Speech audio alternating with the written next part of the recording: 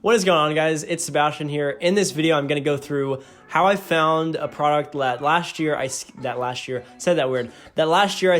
$100,000 per month. I have some low energy today. I don't feel in the mood to make like a crazy long video, so this one's going to be fairly short. I've been sitting here like trying to film this video and I've been super low energy. I just worked out and did a heavy lifting day, so it's going to be a shorter video. Hope you guys can bear with me here. But yeah, I'm going to show you guys exactly how I found a product that I scaled to $100,000 a month, as well as how you guys can. So this was an untapped market.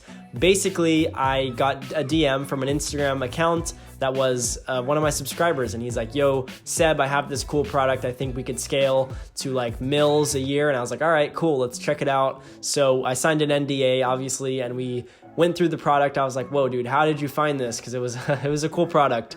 And he explained it to me. So basically, his sister had seen the product. I think she got hit with an ad with it, and it was a very general product. So it's not like the product had a direct purpose. But then what happened is he looked on Amazon and saw in reviews that people were saying, oh my God, this is a cool product.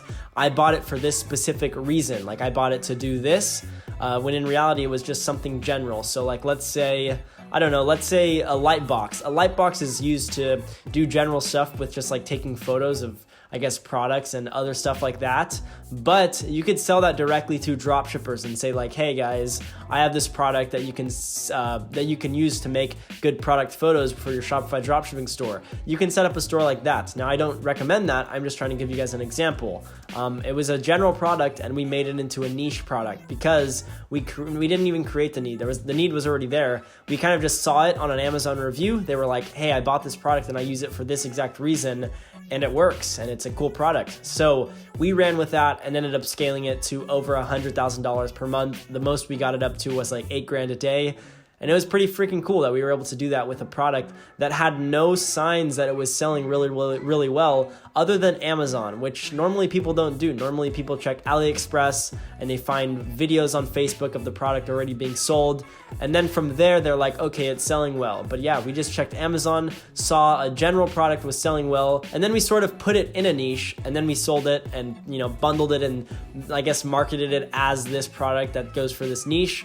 And it worked really well. And that's pretty cool that we were able to do that, but that doesn't really give you advice as to how you can find products like this. So what I recommend when you're finding products is, number one, you always want to be an engaged shopper. What do I mean by that? On Facebook and on Instagram, if you ever see an ad for a product that you think may be a dropshipping one, always go to the website, add the product to cart, go around, maybe save the post if you're on Facebook or Instagram if it's a feed post, save it, all that stuff, engage, like the post, comment on it even if you would like to. Make Facebook think that you're potentially gonna buy this product and that you're potentially interested in buying multiple products, like just random stuff. This is crucial, and if you don't do this part, you probably won't be able to find many products. Now that you've done this, you wanna wait maybe a few hours and keep checking your feed and just compile a list of probably like 20 products. Save the posts if you're going on Facebook feed, save the posts and continuously do this for around a week, just hunting for products. That's all you have to do.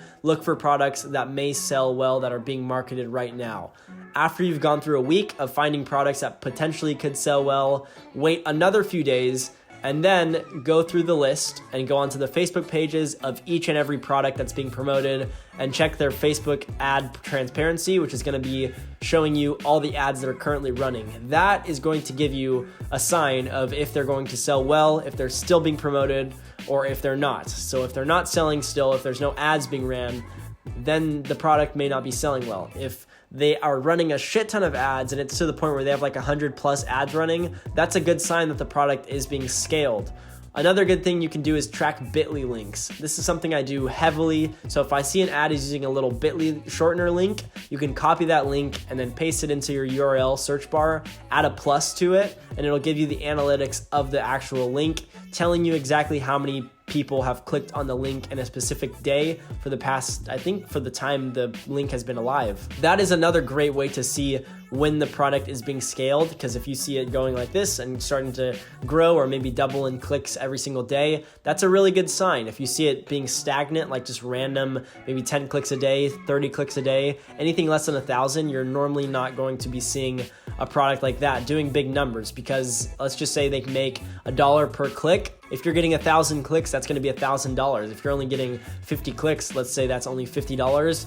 I've seen products that were getting upwards of 50,000 clicks. Now they could be doing worldwide, which means that they'd get a lower conversion rate, but that's still a good sign if there's something that has like even over 10,000 clicks in a day. That's always a good sign. So that is generally how I find products, amongst a few other things like following meme pages, going through them every other few days and checking to see what they're promoting. I even have friends who run meme pages, so I ask them, and I've sold products based on that and said like, yo, what products have you been promoting the past few weeks? And they're like, oh, this one fidget spinner, or this one stress thing, or oh, this random game. I don't know, just random stuff. They mention it and I'm like, okay, cool, I'll start selling it, or I'll look into it, and if I see it has potential, I'll sell it. So that is pretty much how I find products. Now there are a few little things that I also do. Like I have a software that I know the owner of it. I don't pay for it, so if I'm being honest, I know the owner of it, so he gives me access to it. But it's a pretty big product research tool. But I just am like, yo, email me